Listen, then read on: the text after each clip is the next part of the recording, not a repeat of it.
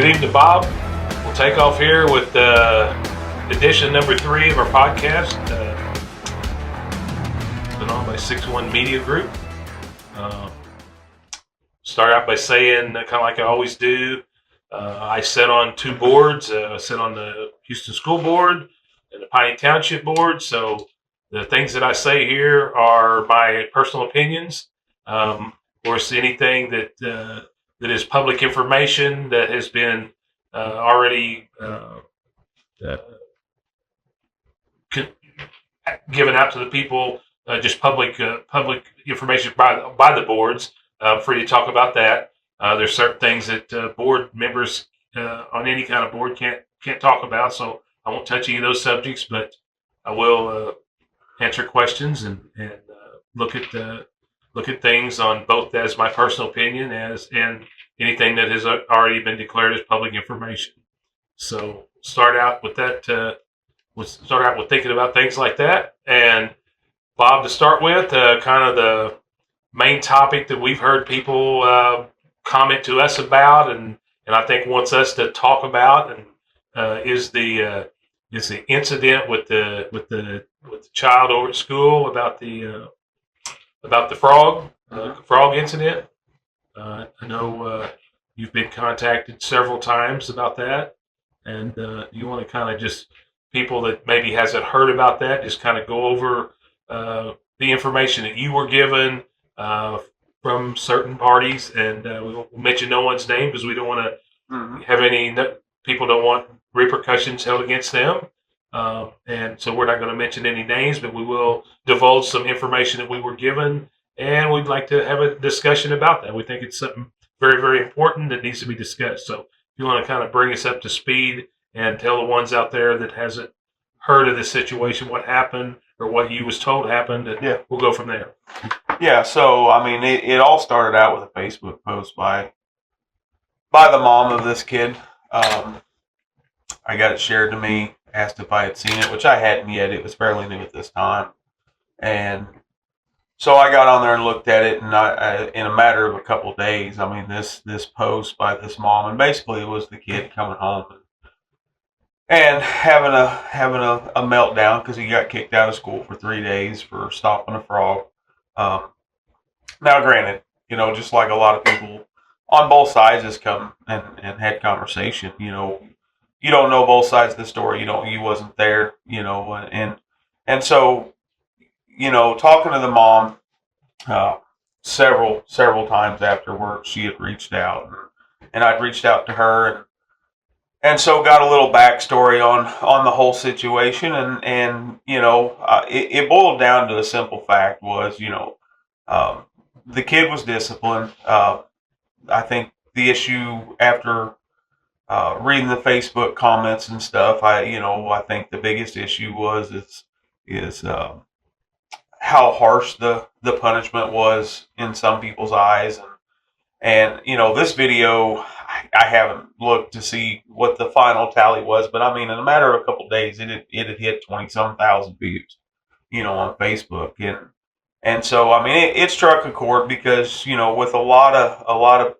parents out there, and a lot of youth, we're seeing a lot of issues with kids with special needs and stuff like that, and learning disabilities and learning disorders, and them struggling in the public school system with trying to cope and trying to figure out how to find their way, and so I think for both sides of the aisle on this, having talked to parents of kids with some of these issues, and having talked to some educators, I think it's a difficult road for both, because I think the educators are struggling to get the resources and stuff they need to help handle harder situations like this, and so I mean, what sucks overall is I mean, the mom has hit her wits end with not being heard, in her words, basically being bullied by the school when she did bring something up, And so, this final act, her way of handling it is she is going to homeschool her son. And so, I know we had talked on it on our last podcast about the growing homeschool movement. It's getting bigger and bigger. Um, the Baptist church out here, I know, is opening a school in the fall. It's already gaining a lot of traction. Uh, I think it'll go over very well. I know some of the parents out there that are helping promote this, that are going to send their kids out there, and I wish them well, and I think it'll be a very good thing for a lot of people in this community. Do you know what grades they're going to service up there? I do not, but I will find that out, and I want to have a sit down with the ones that's putting it on, because I'd like to get some more information about it for people. I think there's a good chance we could get one of them to come out and speak with us. I would like them to to come out and promote what they're wanting to do, because I think it's a very good thing to have an alternative, because just like kids like this, that may be something that would work for him, to give him an option that is a little bit more in line with what he can deal with on a daily basis. And so, just like the homeschool thing, I mean, it's growing. I know they passed the school sports. You can participate in the sports now if you're homeschooled, and that was a big deal. I think I read up on that, and I believe it goes beyond sports. I think you can do any extracurricular activities. You just have to be involved and maybe have to participate a little bit more in the school to be able, like if you want to be in the band or in a choir or something like that. But I think if I'm not mistaken, that extends all the way to any extra activities. Yeah. I mean, basically, you do live in a school district. You are paying taxes to the school, and again, I want us to not appear as we are promoting against the school system, the public school system. No, the public school system is the best system there is going. I mean, it's the one that society we have to have for our kids, but the whole deal about the frog situation, and again, there's always more than one side to it, and it doesn't mean one's right and one's wrong. Everybody can be right or everybody could be wrong. Yeah. But what I took from watching the video, is a young child that doesn't appear that he's getting what he needs, to get an education and to get, and dealing with youth sports and all different ages, from third graders, all the way up through high schoolers. Me and you both know that there's different challenges with different kids. There's so many different backgrounds. And I'm not sure what the background in this is, and I'm not saying that there's any issues that would cause the problems. I'm not saying that. It's just there's different backgrounds. There's a lot of times that the families are split, which sometimes that creates kids' problems or issues with kids that you have to deal with if you're a coach for them or a teacher of them, and that you have to deal with in a different way, because they need more. They need something different. Sometimes the father's not home, sometimes the mother's not home, but it's just all different situations. So the whole concept of all of this is that everybody gets an education. The young man, he sounded like, and again, we can't look at it as an adults or as society and decide what his thoughts are. No, you can listen to him, and what all that matters to him is the way he sees things. That's the most important thing. So that's the part that as adults we have to deal with to help him, and not him, help all kids to get what they need to get. Every child reacts differently, and he feels like, it seemed to me like he felt like he was being bullied at school. Sometimes, there are bullies. There was bullies when I was in school. There's bullies when you were in school. There's bullies now, and there'll be bullies 15 years from now. There people gets bullied around. So, and there's no place for that. And I know there are solid school policies against that. And that's by other kids, by faculty, by everyone. That's coaches. I mean, that's not something in school policy that is allowed in any matter. Now, school policies have to be, they have to be used by everyone, and sometimes they're not used maybe according to the best way to use them. And I kind of felt like that's what this mom and this young boy, how they felt that they were not getting a fair shake. And I mean, you've talked many times that, a mom is the best defender and the biggest defender of their child. I mean, they look at things in a different way, and they're 100% to defend their child, as they should be. Yeah. And I mean, well, and I like I say, I had a lot of conversation with the mom, and had got a lot of videos from her of several instances of the same thing. Him coming home, issues at school, being bullied, this, that, and the other. Upset, yeah. And I mean, I hate it because I remember, like I say, I remember going through high school. Everybody had like one teacher that just seemed to be the one that could make the difference. Mm-hmm. And I mean, people like him, kids like him. That's what I remember is it taking just one person to make an impact on him to help turn everything around. To help solidify him in the system that he don't feel like he belongs in. And that's like I say, I think that's where on the teacher side of it, having been around my dad and watching him go through the school system and teach for all those years, that was a struggle for him too, was getting the right tools necessary to be able to handle all different capacities of kids.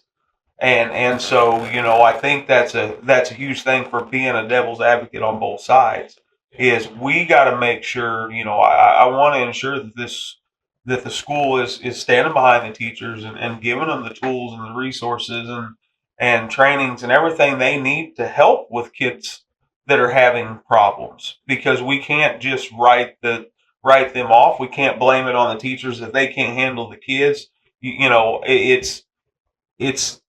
It's not an easy path. It's not an easy path for that parent, for the kid, or the school system, because now, like you say, you don't know both sides of the story.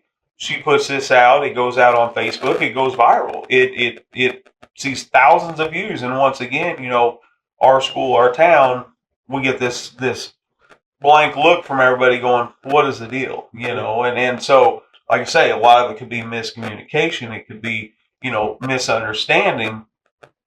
That's why when a parent is having a hard time getting across to the school system saying, my child is struggling, what can we do? We have to find a path for them.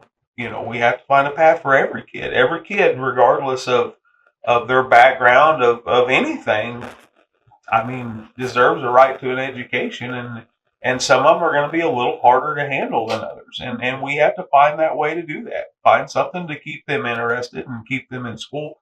My gosh, the worst thing we can do is them not go to school. Yeah. I mean, that's the worst thing we can do is take a child and completely make them where they don't want to be in school. I mean, that is a no-win situation. So, I mean, like I say, it was an ongoing deal. I know she had recently sent me some messages, and that she had contacted Desi and was going that route as well, and had got a hold of somebody up there that was very helpful on her rights and stuff like that. And that's what I tell parents. Yeah. I mean, biggest thing is that's why there's things in place. Yeah. I mean, if you don't honestly feel like you're getting a fair shake, there's things in place. You just go to the next step. Get all your ducks in a row, and that's what it's there for. Is to be able to go through those avenues and make sure everything's on the up and up and use them. So if you look deep enough and make enough phone calls, talk to the right people, there is a good procedure, and there's a good process, and there's good rules, and there's help available. But sometimes you got to go further than maybe you should have to get help. I will say, in my mind, teachers have the hardest job that there is. Oh, absolutely. The hardest job, because I mean, to start with, a lot of them, in my mind, are still just kids themselves. They don't have parenting skills yet. A lot of them don't even have a home of their own yet. Yet they're tasked with handling situations that even seasoned parents and seasoned adults has to struggle with. So, and then of course, the teachers most of the time will get the blame first. So and that's what in this whole situation, what you really have to consider and think about is the support system for everyone involved, is it working like it's supposed to? I'm kind of the kind of person that likes transparency, loves transparency. I think, I don't think problems should be hid. I like problems to be brought to the forefront and then solved. And to me, it seems a lot better when people sees that when there is a problem, you will tackle it and you will solve it, and it will help. It'll be a good thing. Just keeping things from the public, hiding things, doing things behind doors. I don't agree with that. I don't think that's very helpful. I think it looks to too many people like you're not doing anything when you may be doing lots of things, and handling the situation in the best way you can. But that's not transparent to people, and then that just makes things even worse, and it makes more people. It makes it look, especially to the ones that it involves, it makes it look less like you're trying to help them. And then when they say something, and you can see by all the comments and what the comments were. I mean, the thing I seen most common with the comments was a sense of similarity with a lot of parents, and that's what bothers me. And like I say, I'm not choosing a side in particular. What I'm doing is trying to raise the awareness that you go and read the comments on there, and it's not just her kid. There is a multitude of other parents that feels like their kids have been in the same situation and same boat, and they've had the same issues. And so, that's where, as a community member, as a taxpayer, as a parent, I want to know the answer is: are we doing our best to make sure no child is not performing and making their way through the system the best we can? It is a struggle, like you say. I mean, it is hard on the teachers every day to walk into the classrooms and to deal with 30 different personalities, and 30 different types of parents. And I mean, it's tough. It really is. Some tough. of the kids, are having a bad day. Mm-hmm. Parents are having bad days. But as the teacher, you got to handle every situation of every kid. That's what you're expected to do. So, and that's where I say the support. Making sure our teachers have the support and everything they need in place to be able to do that, because they, I take my job home with me every night. If something bothers me through the day, as much as I don't want to, it comes home with me at night. And, I know, because I've seen it with my dad too. And that comes home with those teachers at night. Well, sure. They see the sadness from the kids. They see the anger. They see everything. And that, I mean, they can't just turn that switch off when they leave and shut their room at night. They bring that home, and that carries with them. And so the mental aspect of not just on the child, but on the teacher and on the parents. I mean, it's a big thing that we can't ignore. And the only way to not ignore it is to talk about it. I mean, put it out there and have the conversations. That's what's beauty about this type of video, and then the fact that it went viral is people had conversations that are tough. Yeah, I mean, me and you, we don't this and this subject and most subjects. It doesn't need us to take a side. We don't need to take a side, because the side. I mean, with what side we would take about it has nothing to do with it at all. It's not going to solve a problem. It's not going to help the teaching community. It's not going to help the kid. That's not going to. Yeah. But what we, like you say, what we want to do is question whether policies are working, whether they're being carried out in the way they're meant to. Do we need other policies? If they're not, is every party involved? Are they getting what they need? To solve these problems? Because in the end, it's always the same. Always the same goal is to help the kids. Now, I mean, the teachers, they have their careers and that's their livelihood. So I mean, that's in my mind the second most important. But the vulnerable ones are the kids, and that's who we all have to, as adults, have to question and see if everyone's getting the support they should. And if they're not, then we need to make an attempt to at least bring those questions forward and either get them answered or get them changed or whatever we need to do. Have the conversation. A young, that boy, I think he was maybe a fifth grader. Just now. I mean, as our boys, we raised our boys together. I mean, fifth grade is the time that boys start to change, and it's a tough time. I mean, it's a tough time. It's a tough time for parents and everyone else, but that's a very vulnerable time for them. And so to see someone, a young boy like that upset like he was and feeling like he was feeling, you think about your own kids and what if that was your kid sitting there? Of course, it's almost impossible to think it wouldn't make you mad because you're automatically going to defend your kids. I mean, that's just what we do.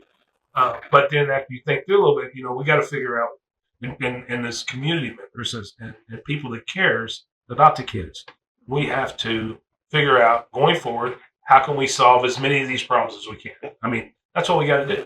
And, the only way you can do that, I mean, the best way, or not the only way, but the best way, they talk about it. Yeah.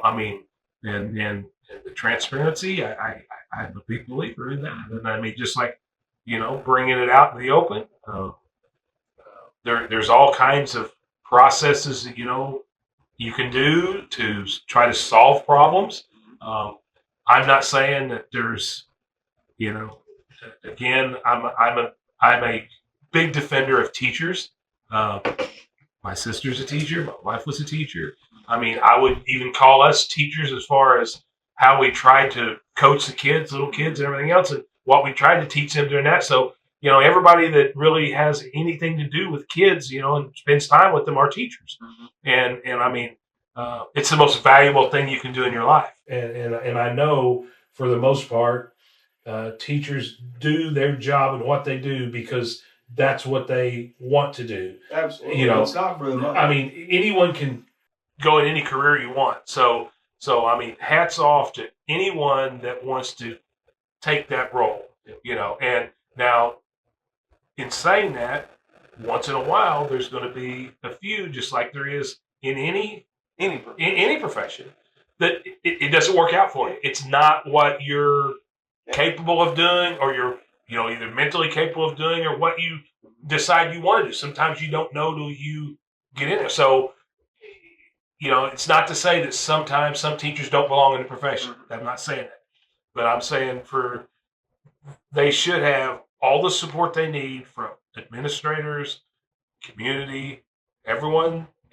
they need to be able to decide if that's what they want to do, and to be able to function and do that job. We don't want to see situations between teachers and administrators and kids and parents like this. I mean, it's just, those problems are going to happen, but you got to solve those problems, and I'm not condemning.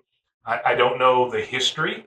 I mean, I know we have in school policies, there is a progression of things. If you get in trouble for things so many times, there is the punishments go up higher. So I have no idea what the history is, but it doesn't seem like, to me, that's a big step, thinking in order to get your kid the education that he needs, that you have to pull him out of a school and do it yourself. That's not, I don't think that's the goal that anyone wants. I mean, I don't Well, think it certainly shouldn't be the goal of the public school system, No. or you won't have a public school system. No. I And mean, and then when you have these other things, crop up, and I mean, there's different priorities for people. A lot of people weigh heavily on religion, which is great. It takes all kinds of people in our society for the society to function. And those people are more guarded on what their kids are taught. That's what these church schools and stuff, if that's where you feel like your kids are going to get the best education, for what you want them to learn, that's one thing. But if you're pulling them out because you think they might get bullied or they may not have a fair opportunity, or any reason like that, that's not a good reason to me.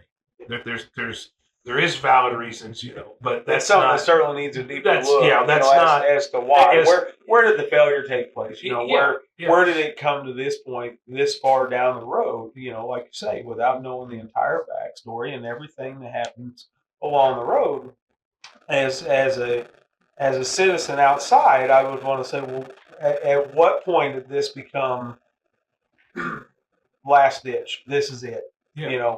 For both sides. We're done. He's getting kicked out. He's getting kicked out, and then the other side, we're not going to take you back. That's right. So that's the split. I mean, it's an extreme on both sides. Exactly. So that's as far as it can go. That's I mean, right. It's went to like you say, the extreme both ways. Yeah. So I guess right now, what's more important than anything is where does it go from here? Are both sides going to just settle that maybe this is the best option? I don't know. I'll be kind of anxious to find out. Yeah. And homeschooling is great for those that it works for. Mm-hmm. There's no question you don't have the social interactions that you do in a public school with other kids. And see that, I mean, that used to be a big thing, and now that's changing so much. Well, it's now. changed a lot. Yeah. They've got groups and stuff, and they've got their own homeschool sports, and now especially with them being able to play and they'll change that. That's going to be a big thing, and the biggest thing is, like you say, I think the parents overall, whether it's a Christian-based school or whatever, I think the biggest thing parents want is just a say in what their child is learning at school and how they're learning and who they're learning it from, and in the same realm, like I said, with my dad being a teacher, not having that parent overstep of running everything while it's at school. I mean, that's a delicate balance. It's hard for both the teacher and the parents to find, and I think you've seen this big swing in the nation. Really giving parents' rights a big thumbs up when it comes to the schools. I mean, I know the Attorney General's office, that was his big thing with accountability and transparency, is he has sued several school districts over Sunshine Law. And that is his big knack, is he wants parents to have access. Yeah, I mean, transparency is what it's all. I mean, and it all comes down to trust. Mm-hmm. I mean, that's what. I mean, if there's anything that's been lost between the community and the school districts, it's the trust on both sides. Yeah, and I mean, I think that's what he's. I believe that's what he's trying to restore, because by the things that he's doing, he is holding school districts that that is not.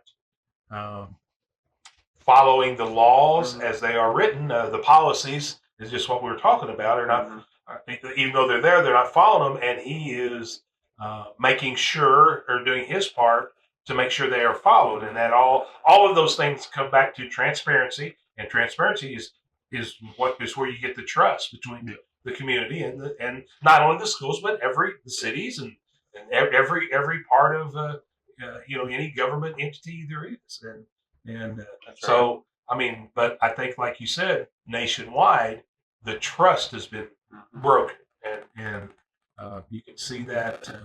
Turn the news on anytime you want, and hear that same thing, and I mean, I don't know, it's a fight. I mean, it's a fight for it, because I mean, I think we've kind of lost our way It's been going on for quite some time now that maybe there's not even knowledge of how to gain that trust back, or how even to interact with people, to be able to fix the problems that's been caused. Yeah. It's just like it's been separated, and we'll do our part, you do your part, and we don't interact with each other. And we've seen that ourselves. Well, I think where you're seeing some of that changeover is look at some of the local elections, some of the local school board elections.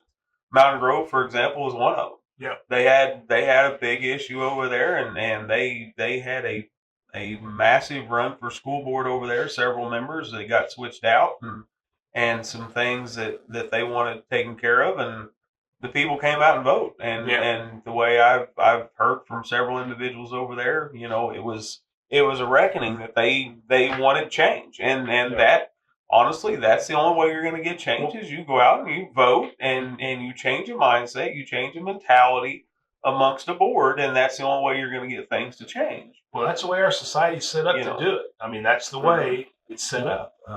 To majority, so supposedly your majority will have the best interest of everyone, and so if you're not getting things done that you want, then you change the ones that's not doing the way you want them done. Yeah. The majority wants them done, and it's kind of the way it's supposed to work. So yeah. Well, I hope best for the young man. I know he's at a pivotal point in his life, and you always hate to see anyone feeling like he was feeling. He was feeling in his mind, whether it didn't really matter how true it was or not true in anybody else's eyes. In his eyes, those things that he believes were happening was real to him. Yeah. And so that's the things that as adults, we have to all be concerned about. Yeah. We have to all want better than that for her kids, and my kids, and your kids, and everyone else's kids. That's the bottom line. Yeah. Is to make this. The old world's a hard world anyway. Just to function in and make a decent living in and have a future in it. So those things like that can be taken care of need to be taken care of. Yeah. Well, and like you say, it comes down to policies and stuff like that. It's just like I was reading in the paper. I think it come out this week. The school bus inspections. That's another one of those policies. It's a state mandated thing. Every school has their school buses inspected every year, and then the patrol puts out the reports. And I think it come down, we only had like a 70% pass rate, with like 11% of the buses out of service. And I'd been kind of waiting for that to come out because I had talked to I had some bus drivers talk to me in local stores and stuff about, some ongoing issues that they felt like was happening, stuff not being fixed, this, that, and the other.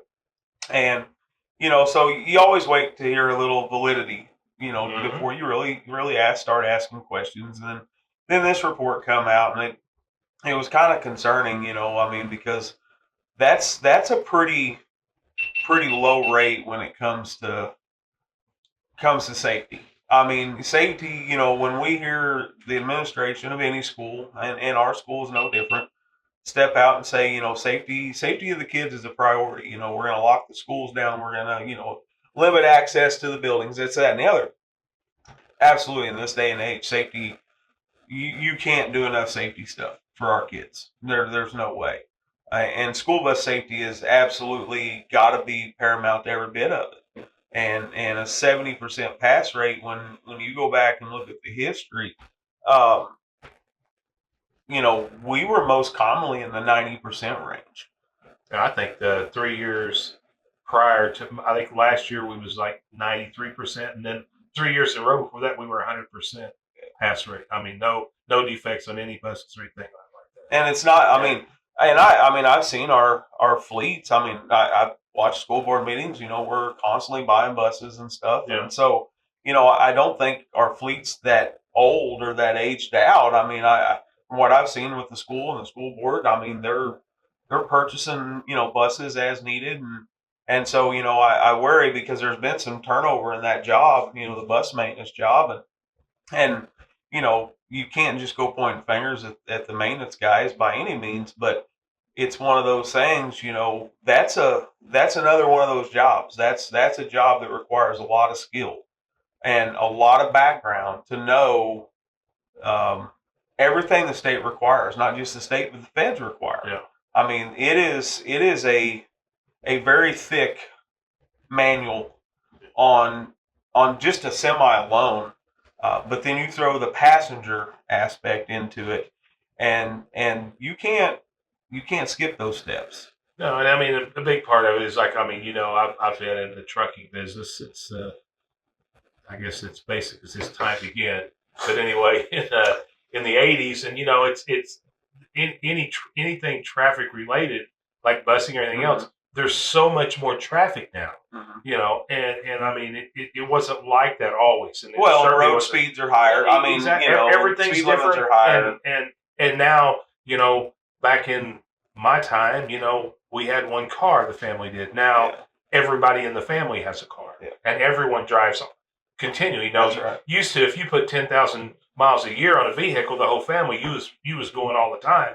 Well, now we put 30,000 miles on, each one of us does in the family. Right. So I mean that's more traffic on the road, and so I mean it's you watch the board meetings, and I mean you when this was discussed at the board meetings, you saw my concerns. I was voted against twice, 6-1, and it certainly was not. I mean, I kind of took a beating before. And was kind of turned around that I was voting against individuals to run the transportation program, which was not correct at all. I was not. I just was voting against someone taking that job that wasn't experienced in taking it, because I knew how long our past transportation director worked with our previous one before he took it over himself. And being in the transportation industry myself, I have to do the same thing. I mean, I'm in charge for myself for federal regulations, for all the state regulations, all the updated regulations, all the inspections, all the drug testing, and all the training. And it's just a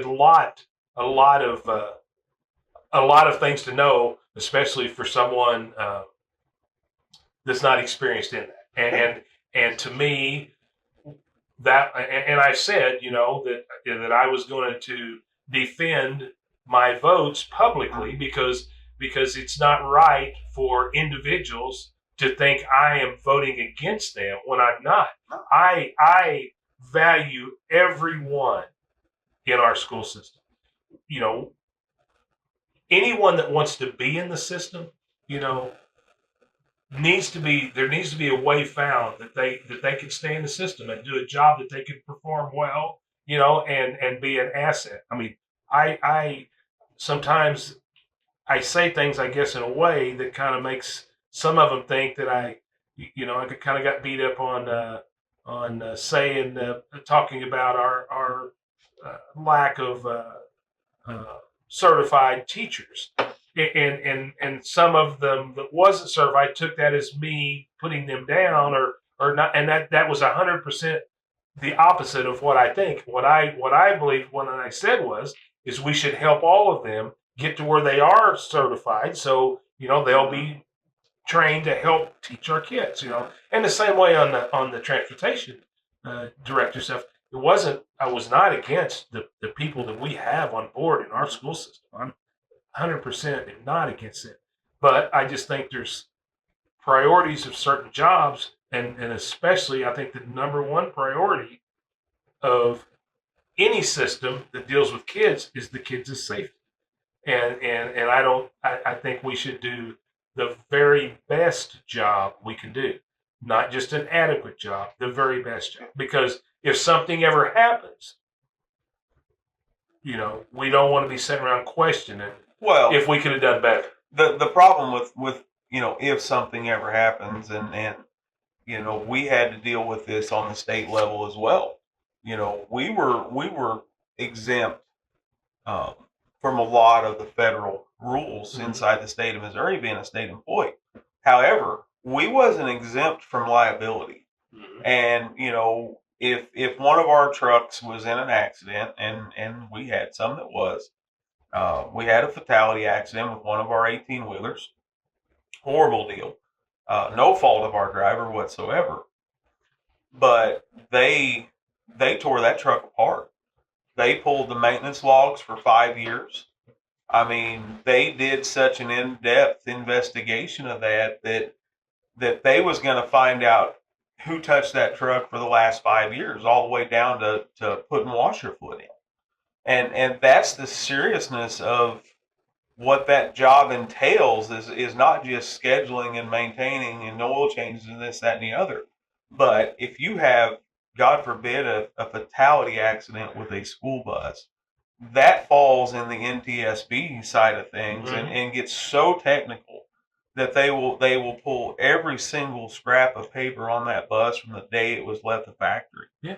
And that's a lot on one plate. And that driver. Everybody involved in the transportation side, who made decisions to do what, and it's all the way down to the simple fact that the driver does a daily log like they're supposed to be doing, and they put out a lights out, a turn signals out, a brake lights out, and it leaves and goes back out on route before it's fixed, what this, that, and the other, and there's an accident, there's going to be questions, and I say, that's such a in-depth thing that can't be a dual duty job. I mean, it requires so much focus to make sure that the buses are 100% every time they leave, because you got to think, it's not like these are inner city buses. These buses are bouncing down gravel roads. Yeah. I mean, they are on some of the worst road conditions that you can imagine. Well, so it's gonna speed up the process in which they have failure. Your over the road trucks, granted, they have issues over time because our road systems are in bad shape, but for the most part, you can run things out a lot longer than a school bus can, just because of the road conditions. It's the same way though as my local trucks that's going in and out of sawmills and stuff all the time around the dust and dirt and everything, just getting, same way with the school bus. They, like you say, I mean, just the maintenance of greasing them and everything that goes into it wears out and just becomes that much more important. And especially important that you can understand if there's a problem or something wrong, or if nothing else, what you need to be watching for or waiting for and looking for, and what I worry about in situations like this is are we setting people up for failure? That's, I mean, we've seen that in our job with the state, is we would see people hired that, they could do the job to an extent, and the problem got to be was they just started looking for warm bodies because they had to. Ain't saying the person they hired couldn't do it. They just couldn't do it the way it needed to be done at the level it needed to be done, and given the mindset it had to be done in. Like I say, the dual duty and aspect of this, to me, that's a concentrated job. You should have somebody, and to me, having a 70% pass rate, that's pretty low for our safety of a bunch of kids riding up and down the road. What's more concerning is the other 2%. You got something that's defective, and then you got some that's out of service. Mm-hmm. And out of service means there's something so bad on it that they're ordering you not to put it back in service till those things are fixed. Now, the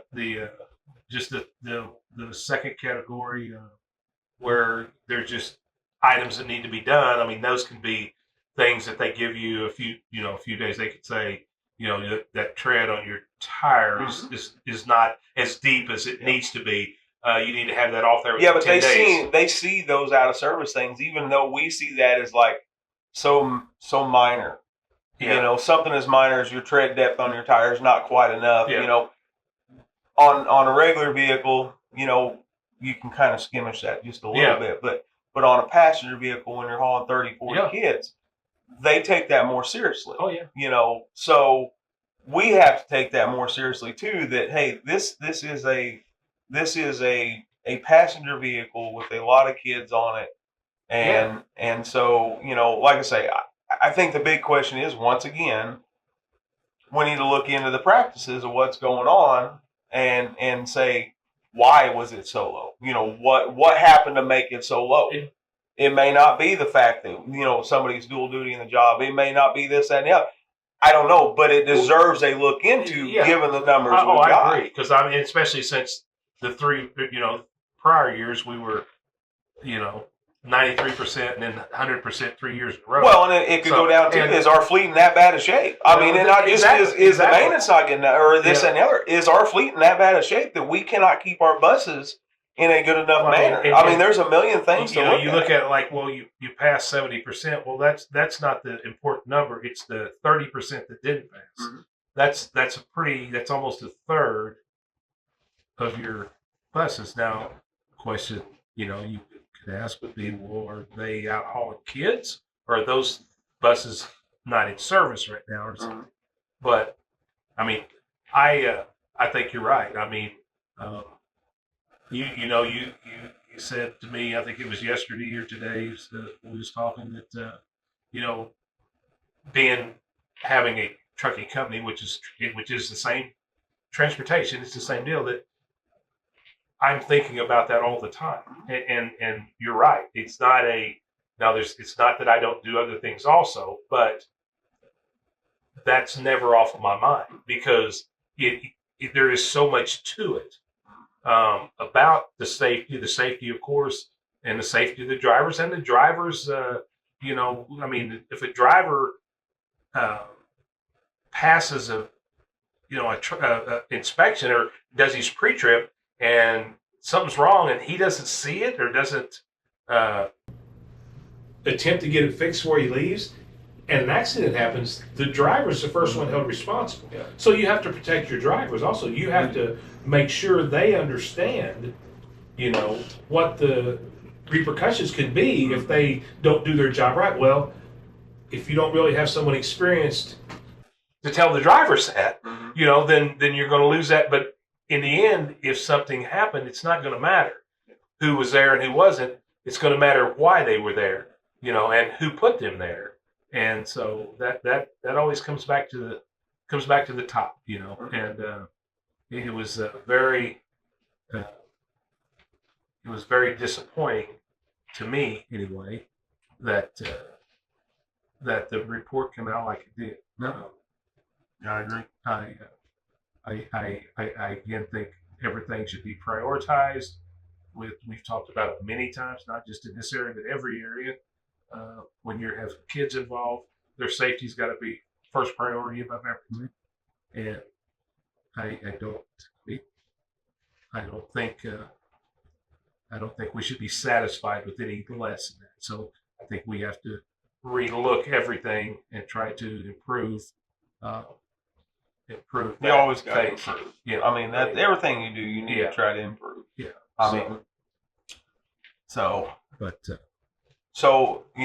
we're running short on time here.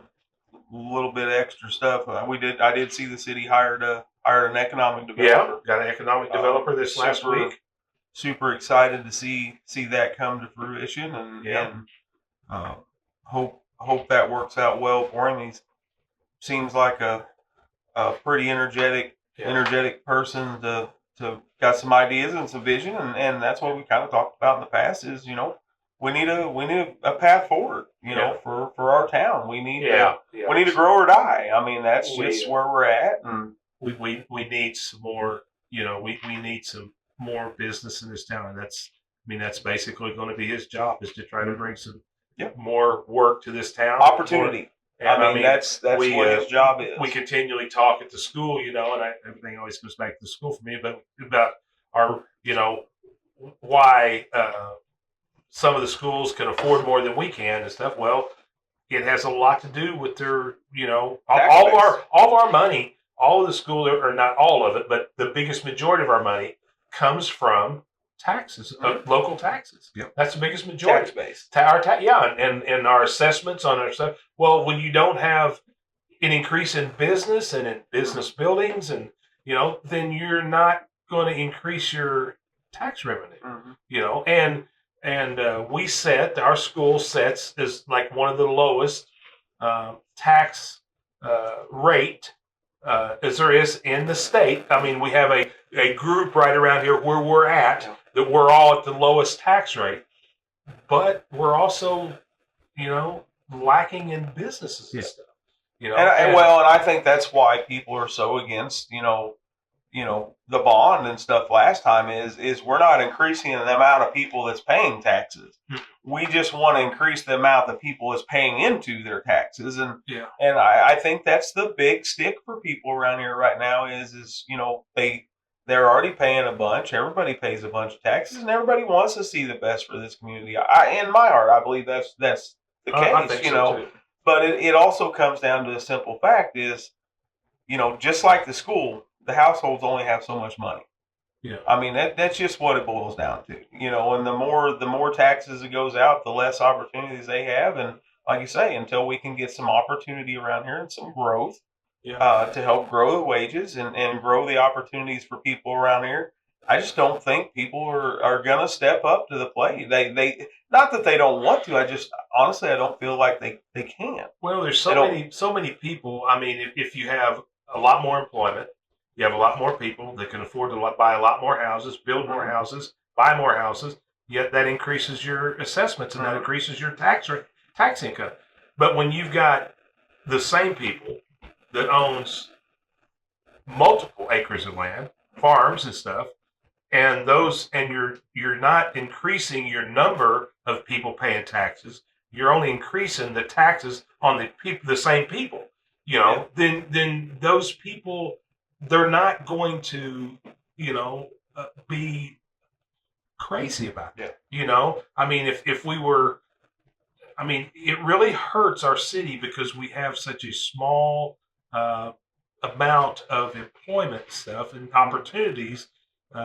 Because of the lack of businesses we have here. And I've heard there's a couple, we've heard the last month, there's a couple more that was here that's going out, not big ones, but they're all employed people and they pay their taxes and stuff. And I mean, anytime businesses are leaving, it's not good. It's a and so hopefully this new economic developer, he's from somewhere else, not from here. So, in a way, that's good in a way because maybe he'll have a fresh start. He won't have any maybe bad feelings about anybody or or owe anybody anything or anything like that. That he has a fresh start and hopefully he can be the guy that maybe gets things kind of turned around. I mean, it's kind of businesses are kind of work together. You get one or two, and then two or three more will start looking to come do business there also. It won't just be, it's just getting started, getting the whole process started is the problem. But yeah, hopefully this will be a good hire for the city. Seemed like, I think he was voted in on a 3-1 vote. So there was only one person opposed to him. And so that's good. Yeah. I mean, feel bad for the guy that was opposed. I don't know what that seat's like. Yeah. But anyhow. Yeah, it was no surprise that he was opposed. But anyhow, they did get someone hired. They're excited about him, and so we should all be excited. Yeah. Give best of luck. Give the guy best opportunity. And if there's anything we can do for him, more than happy to try to do what we can do. Yeah. And hope for the best. That things. Do we kind of start to take off and could increase? Increase will help everyone here. Yeah. It's just, it's hard to try to put more burden. We've talked about it many times. People are so good to community as to come and support our kids and support the programs, support the stuff. They're the best there is, as far as I'm concerned. Yeah. And just to continually to put more of a burden on those people when they're so good already, just doesn't seem like the right thing to do to me. I have a lot of, I care a lot about our community, our people, and the support that they give our kids. I mean, to me, that's what it's all about. Well, that is our future. So. And it's just like the track deal. When you say supporting our community, I know, Benny Cook worked his tail off up there in Jeff City trying to help get us some money for our track system around here, and I think it made it through the House and the Senate and was waiting on the governor's signature, and I know that a lot of people's looking and saying, when are we going to get a track? How are we going to get a track? And I mean, it's been the same question. I think I seen a post from 2019, on Facebook when they was doing the bond for the gym that said, we have the money to build the track, and we're going to build the track regardless of this bond that passed. And was that a newspaper article? No, it was this Yes for Houston Schools actually posted that in 2019. I think it was 2019 or somewhere. It was when they was trying to get the bond passed for the bond for the gym. And the subject of the school track got brought up then that the school had enough money in their CI to do a 6-lane. And so, that question has been bounced all over the community. Well, have we had the money? Do we not have the money? Did we have a grant? Do we not have a grant? I think everybody just is asking the question of just, what are we going to do? What are we going to do? We got to do something. Yeah. And like I say, I don't think a bond is going to pass. Given the atmosphere of the economy and everything, which is improving, everybody thinks it's improving, and it's trying to improve. But like I say, I think people are just looking at it as, we got to find a way that's not going to increase taxes again and get our kids something to run on. Yeah. We have sent multiple kids, I know, through districts and to state, and these kids have done a fantastic job and ain't even had a track. Yeah. So I can question and say, how good could these kids be, and how many more kids could we send up to those levels if we had a track at least for them to practice on? Yeah. And so, I think it's going to come down to the simple fact of, we got to do something. To me, it goes back to where did this all go awry? Where did we stop maintaining the stuff we had? Mm-hmm. Why do we not have one? When did we just decide, well, we're just not going to fix that anymore? Because it's been, I can tell you 25 years ago it wasn't in the best shape when I graduated. And see, at one time we was having all of our conference meets and everything here. Of course, that was a long, long time ago. But it doesn't matter. It was the best one in the area. And so how do we get from there to where we are now, to where we have none? And over the years, what kind of decisions have been made, that's led up to this? That's led up to where we're at right now, to where, at one time, I know whenever I was researching before, the athletic director had made the statement that it was going to cost $200,000 to redo the track, the track we had to resurface it, redo it, and it would have been good for a lot longer. But now we're at the point where a track is $1.5 to $2 million. So where along the way did we decide not to keep up what we had, or put money up for it, or I mean, up until that point, my questions is always, there should have been money available to maintain what we had. Where did that money go? You hope there is. Because we're going to have that in the future too, and not just the track. We have a large facility. We have a brand new $5 million gym that's gonna require maintenance. Our school buildings are gonna require maintenance, and we still need. And so you gotta ask the question: do you have enough money to maintain what you got and take care of what you got before you get more money to build new? And so, these kids need a track to run on. Well, they've got to have a facility. Yeah. They hands down, when we talk priorities of safety for kids, that's the priority. That's number one. Number two is you have to have the structures in place if you're going to have the programs. I was surprised when I started looking it over. I was surprised at how many school districts near us don't have one. Mm-hmm. I think I saw something that said there's not one in Texas County. There's not one in Kabul. There's not one in Summersville. There's not one in Licking. Uh, I don't think there's a track. Anyone? Mhm. I don't think Willow uses theirs anymore. I don't think they have one. There's many places that don't, and I don't know. I'm not sure that used to be. Everyone used to have a had track, one. and I don't know where that all changed. What the priorities, changed to where they didn't keep. I mean, it's used less than any other athletic facility Well, and by the school or by school teams. Let's put it that way. it has been, but you see the ebb and flow now. I mean, Yeah. there is a lot of kids involved in track. You know, it went through years where Well, I just mean by the like you don't have like several track meets a year. yeah, There's not like you won't have 10 track meets on your track a year. Mhm. You don't even have 5. Probably. Yeah. But so I mean, as far as the use of it, I mean, but still, the good thing about that is once you have a good one, it virtually don't wear out very fast because you don't use it Yeah. a lot. I mean, you still So- have maintenance, and that's there's that's still a thing. maintenance, yeah. I mean, you do Well- these newer tracks. Well, oh yeah, the newer tracks, yeah. I for mean, sure. they still require a level of maintenance, and so the last bond issue that failed, it was a no increase levy, but it kicked the bond farther down the road, is what it did. Yeah. Well, basically, that's saying I'm going to build you a new track, and I'm going to make my son pay for it. That mindset of it not costing any more money is wrong because it does. It costs interest.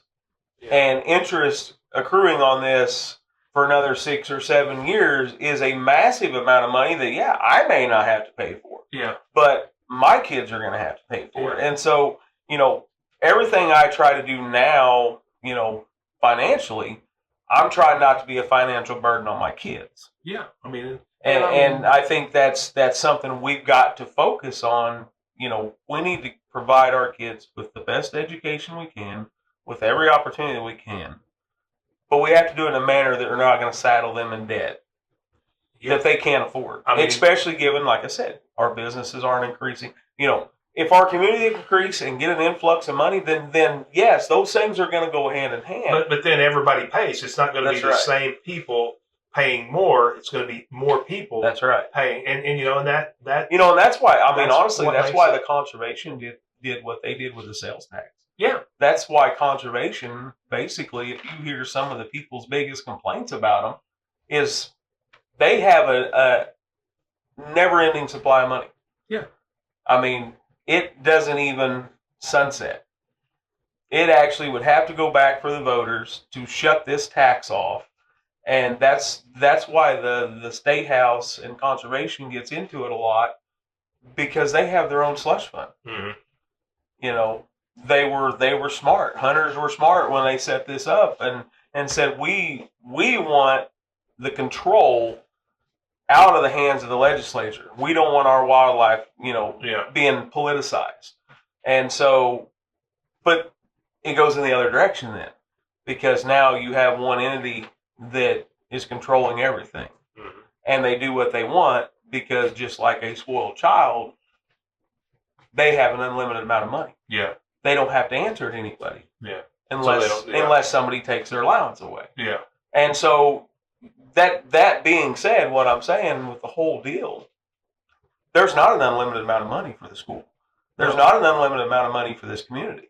No. And so we have to find the best way possible forward to get these kids a track without saddling them in debt that they can't afford to pay back. Yeah, that's the big thing. I mean, that's the thing. Everybody in this community is going to have to get together, and not just a couple people in this room and a couple people in this room. Everybody's going to have to pay for it. Everybody needs to involve themselves and say, how can we get these kids a track? Yeah, I mean, I agree. I mean, if it means a local company coming in and demolishing what's there, look what's been done at the baseball fields. Look what's been done at the softball fields. A lot of that's been private funded. Yeah. Because people wanted it maintained. People wanted it taken care of. They wanted it to look good. Yeah. Who's to say the same thing? I mean, my goodness, even if you come in and rip the track up and put rock down, at least they could run on it. I mean, and that's kind of what a couple of us have, said, especially when what happened the last time that failed, is okay, it failed. Now we've got to figure out what we're going to do to get a kid to track. You can't, in my mind, you can't always hold out, say, I want this, and if I don't get that, then I don't want anything. That's not, in my mind, a good approach. I would rather say, I want what we can get, and then when we can get better, we'll get better. But not having anything is not an option. Mm-hmm. But unfortunately, everyone don't agree with that.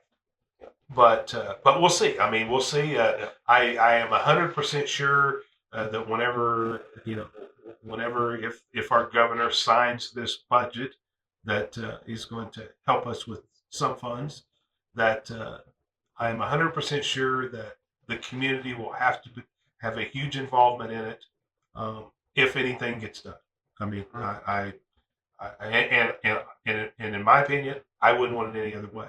I mean, I like for people to take ownership in things, and we saw that over our time, with kids and stuff, and people wasn't always whatever they could put into it. If it was time, it was time. If it was money, it was money. What you can do. But do what you can do, and do your best, and then in the end, it all works out to the best. Yeah. And we've seen that happen, and we know that'll happen. So I have I'm very optimistic that something will get done. Hopeful it will. But right now we're just kind of still in a waiting pattern. Yeah. We can't really do anything till we know whatever. If he signs this deal or not. He signs it all. I mean, everything else is just a what if. Yeah. What ifs is just, in my mind, it's just a waste of time. We have so many other things we need to be thinking about right now, and for right now until we get that sorted out. So, yeah. What else is going on, Bob? Haven't heard a lot out of George Schultz lately. Yeah. Don't know if he just got tired, run out of wind, or just taking a deep breath and going to start again. Whole thing about he was on me about, on you about, and a lot of other people about. I think that all finally come to light that it was all untrue, bogus, none of it factual at all. That he was fed false information to say what he had to say, or just to cause him to say what he had to say. And I thought still believe that was intentional. Want to make sure everyone knows it's not being overlooked. It's not being dropped. It's still ongoing. I'll say the same thing. We as a community should not allow anyone to treat any of us like that, or anyone else like that. I will say I kind of got called on something else that I said in that line of stuff is when we had made the statements about outsiders coming in. Well, again, sometimes I don't know if I'm not clear, or I just don't say it the same way, and I'm not sure me and you wasn't in the same boat. But anyhow, we kind of got called out because they had some people kind of feel bad because they weren't from here, and they've come here, and they like the community, like the people.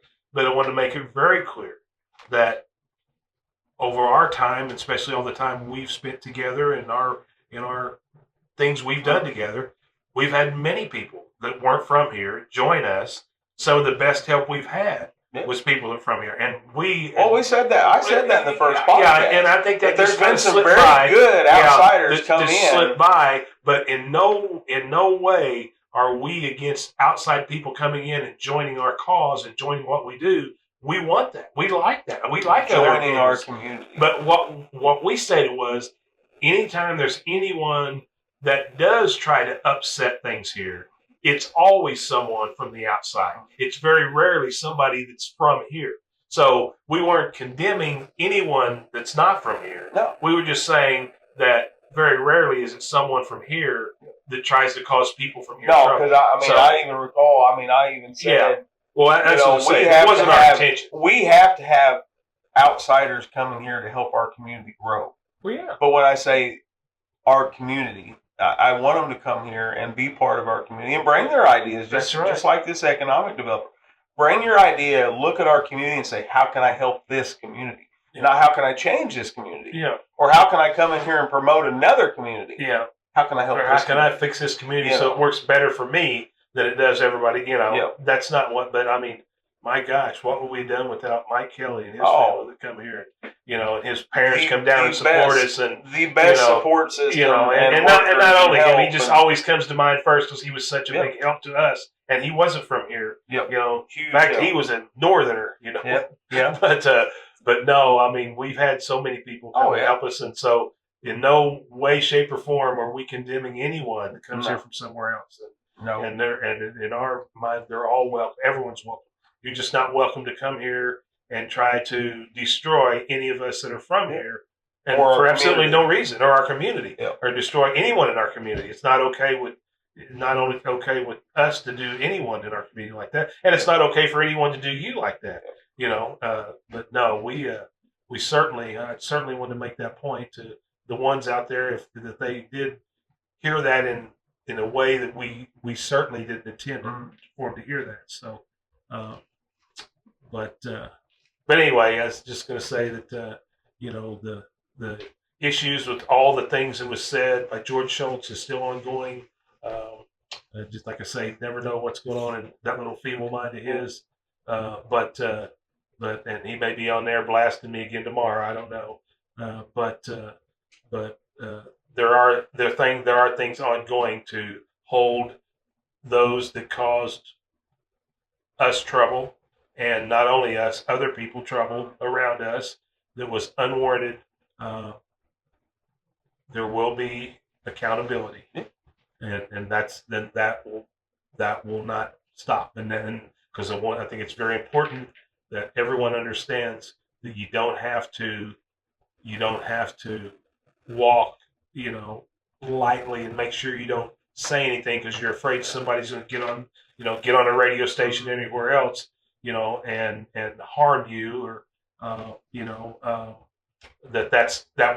will be okay, and that no one's going to say anything about it because we are going to defend it. Well, to wrap everything up, I think that's what's been so good about this podcast is the people that's reached out. Once again, just like this thing with this child and his mom, and I mean, it's been every day.